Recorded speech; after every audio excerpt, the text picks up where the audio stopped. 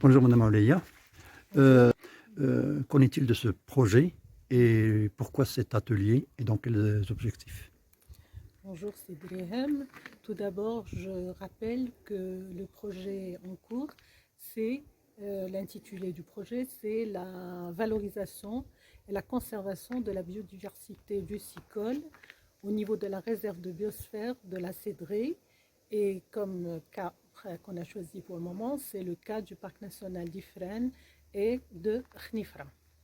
Alors l'atelier de la rencontre d'aujourd'hui est une occasion pour renforcer les liens de partenariat entre notre équipe du projet et nos partenaires du projet, nos partenaires institutionnels. Alors, c'est une occasion pour notre équipe du projet de présenter les composants du projet, l'état d'avancement du projet, les objectifs et les perspectives, d'une part. D'autre part, une occasion pour en discuter avec les partenaires, recueillir leurs propositions, leurs attentes par rapport au projet et votre vision de la façon avec laquelle on va collaborer pour faire avancer le projet. Les résultats préliminaires pour le côté de la biodiversité du Sicole et les résultats prévus, ainsi que le plan d'action et les perspectives. Donc bonjour, je me présente, Sokeina Essil, coordinatrice de programme de la MEPN. Aujourd'hui, nous sommes en train de réaliser un atelier avec nos partenaires. C'est dans le cadre d'un projet intitulé Biodiversité du Sicole. En effet, c'est un projet financé par le CEPF et qui vise comme finalité la conservation et la protection des ressources d'eau douce. En effet, c'est un projet qui est subdivisé en 4 composantes.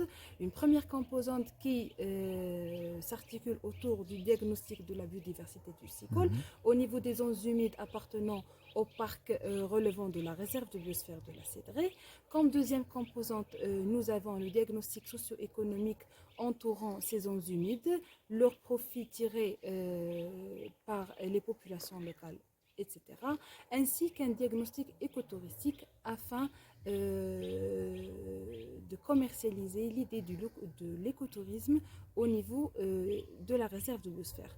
Comme quatrième composante, bien sûr, nous avons la communication, la sensibilisation, ainsi que l'éducation environnementale au niveau de la réserve, afin de commercialiser l'idée du tourisme écotouristique et des actions de la protection de la nature. Biodiversité du Sicole, sous la supervision de l'Institut scientifique de Rabat et la faculté des sciences de Tétouan, ainsi avec la coordination du Centre national d'hydrobiologie et de pisciculture d'Azro, et le tout sous l'encadrement des 2 parcs nationaux d'Ifrane et Khnifra.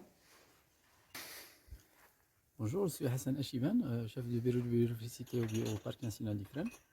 Donc, ce projet vise le suivi des changements climatiques, surtout au niveau des écosystèmes des 3 parcs nationaux, le parc national d'Ifrane, de Khnifra et de Moyen Atlas, Haute Atlas oriental.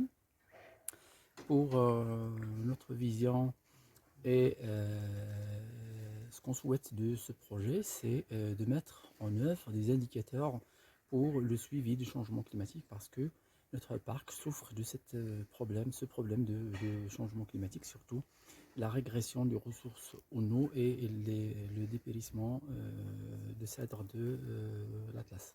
Donc, on souhaite mettre en place un protocole scientifique qu'on va le suivre et mettre en œuvre un programme pour remédier, pour faire face à cette question de changement climatique et son impact immédiat sur les ressources en eau, sur les hydrosystèmes en général et sur les écosystèmes faunistiques et floristiques au niveau des parcs nationaux. Comment se présente la Cédrée en ces temps de sécheresse que connaît le pays?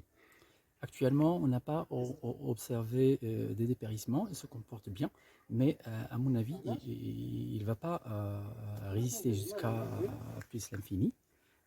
Il va souffrir si les conditions de précipitation restent défavorables. On est sur la 4e année de difficile, donc ça sera très, très difficile, surtout pour les espèces accompagnatrices du cèdre. Mais pour le moment, on n'a pas observé de grands dégâts au niveau du cèdre de l'Atlas.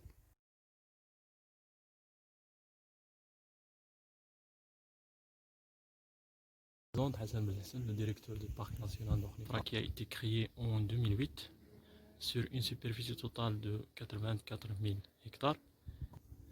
Le parc national d'Ornithra a bénéficié de cette coopération avec l'association marocaine de l'écotourisme pour développer un programme éducatif qui sera au profit des écoliers, des différentes associations qui existent au niveau du territoire du parc.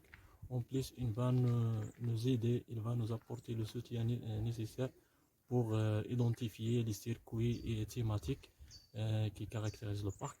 En plus, il va promouvoir le projet, ce projet-là va être un outil pour promotion de la recherche scientifique sur les biodiversités et ses différentes composantes.